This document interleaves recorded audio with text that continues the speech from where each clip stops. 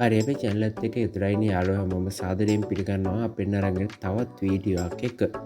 හරි ඉතින් අද අපි ඔයාලත් එක්ක කතා කරන්නේ Firefox කියන වෙබ් බ්‍රවුසර් එක කොහොමද ඔයාලගේ කම්පියුටර් එකට ඩවුන්ලෝඩ් කරලා ඉන්ස්ටෝල් කරන්නේ කියන එක ගැන. හරි ඉතින් ඔයාලා දන්නවා ඇති Google Chrome එතකොට Microsoft Edge වගේ වෙබ් බ්‍රවුසර්ස් තියෙනවා. ඉතින් මෙන්න මේ වගේ වෙබ් බ්‍රවුසර් එකක් තමයි Firefox කියලා කියන්නේ. ඉතින් ඔයාලා ඉන්ටර්නෙට් භාවිතා කරලා මොකක් හරි දෙයක් හොයනවා නම් එහෙමත් නැත්නම් ඔයාලා ඉන්ටර්නෙට් යනවා නම් මෙන්න මේකට ඔයාලගේ වෙබ් බ්‍රවුසර් එකක් අනිවාර්යයෙන්ම අවශ්‍ය වෙනවා. ඉතින් මෙන්න මේ Firefox කියන වෙබ් බ්‍රවුසර් එකත් ගොඩක් හොඳ වෙබ් බ්‍රවුසර් එකක්. මේ Firefox ඔයාගේ කම්පියුටර් එකට කොහොමද ඉන්ස්ටෝල් කරන්න කියලා තමයි අද මේ වීඩියෝ එකේදී ඔයාලත් එක්ක කතා කරන්නේ. හරි ඉතින් මේකට ඔයා Firefox වල setup file එක download කරගෙන ඉන්න ඕන.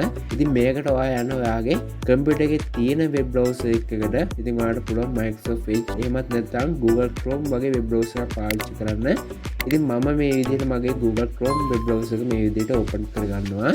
ඊට පස්සේ මෙතන තියෙන search bar එකක් මම මෙතන Firefox වෙබ් බ්‍රවුසර් download කියලා type කරලා මේක මම enter කරගන්නවා.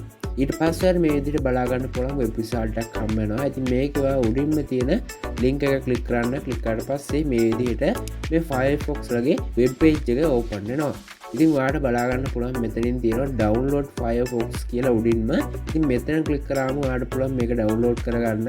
එහෙම නැත්නම් ඔයාලට පුළුවන් මෙතන පල්ලෙහින් තියෙනවා download now කියලා බටන් එකක් නිල් පාටින් ඔයා මෙන්න මෙතන click කරන්න.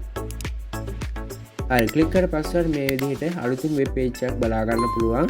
ඉතින් ඔයාගේ වෙබ් බ්‍රවුසර් එකේ ඩවුන්ලෝඩ් වලට ගියාට පස්සේ බලා ගන්න පුළුවන් මෙන්න මේ software එක ඩවුන්ලෝඩ් වෙලා තියෙනවා. ඉතින් කිලෝබයිට් ගණනක් තමයි මේ software එකේ තියෙන්නේ. ඔයාලට පුළුවන් ලේසියෙන්ම මේ වෙබ් බ්‍රවුසර් එක ඩවුන්ලෝඩ් කරගන්න. ඉතින් ඔයාලට පුළුවන් මේ software එක ඩවුන්ලෝඩ් වෙච්ච ෆයිල් එකට යන්න. ඉතින් මේකට ඔයා keyboard එකේ control එකයි G අකුරයි press කරන්න. එහෙම නැත්නම් ඔයාලට පුළුවන් ඔයාගේ වෙබ් බ්‍රවුසර් එකේ downloads වලට යන්න. ඊට පස්සේ ඔයාලට මෙතන උඩින් බලා ගන්න පුළුවන් ඔයාගේ software එක install වෙච්ච එක. ඉතින් ඔයාලට මෙතන click කරලාත් මේක install කරගන්න පුළුවන්. මෙතන පල්ලෙන් තියෙනවා show in folder කියලා. ඔයාලට මෙන්න මෙතන click කරලා පුළුවන් ඔයාගේ download වෙච්ච ෆයිල් එකට යන්න.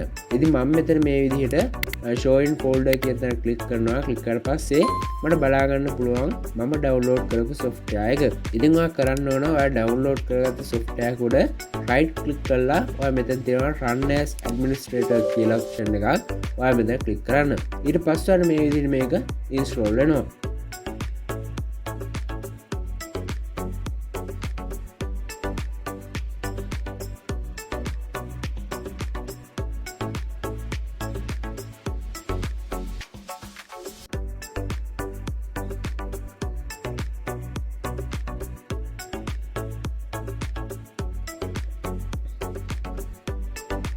හරි ඉතින් ඉන්ස්ටෝල් වෙලා ඉවරනට පස්සේ මේ විදිහට මේක බලා ගන්න පුළුවන් ඕපන් වෙනවා.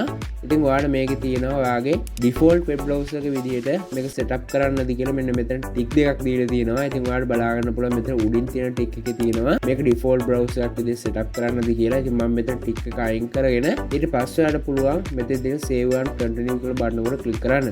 එහෙම නැත්නම් ඔයාලට පුළුවන් මෙතන යටින් තියෙන skip this step කියලා. ඉතින් ඔයාලට පුළුවන් මෙතනින් මේක skip කරලා දාන්න. ඉතින් මම මේ විදිහට මෙතන උඩින් තියෙන ටික එක අයින් කරලා මම මෙතන තියෙන save as continue කියලා බටන් එක මම මේක ක්ලික් කරනවා. ඉතින් ඔයාලට මේ setting අවශ්‍ය නැත්නම් මෙතන පල්ලෙන් තියෙනවා skip this step කියලා. ඉතින් ඔයා මෙතන ක්ලික් කරගන්න. ඊට පස්සේ ඔයාලට ආපහු මේ විදිහට වෙබ් පේජ් එකක් බලා ගන්න පුළුවන්. ඉතින් මෙතනිමුත් ඔයාලට පුළුවන් skip this step කියලා මෙතන ක්ලික් කරන්න. ඊට පස්සෙත් ඔයාලට පුළුවන් මෙතන skip this step කියන දේ ක්ලික් කරගන්න. ඉතින් ඔයාලට පුළුවන් මේ step එක skip කරගන්න. එහෙම නැත්නම් ඔයාලට පුළුවන් ඔයාලට අවශ්‍ය වන විදිහට මේක setting ටික හදාගන්න. හරි ඊට පස්සේ බලා ගන්න පුළුවන් start browsing කියලා. ඔයා මෙතන ක්ලික් කරන්න. ක්ලික් කරලා පස්සේ ඔයාගේ වෙබ් බ්‍රවුසර් එක මේ විදිහට setup වෙලා finish up වෙනවා.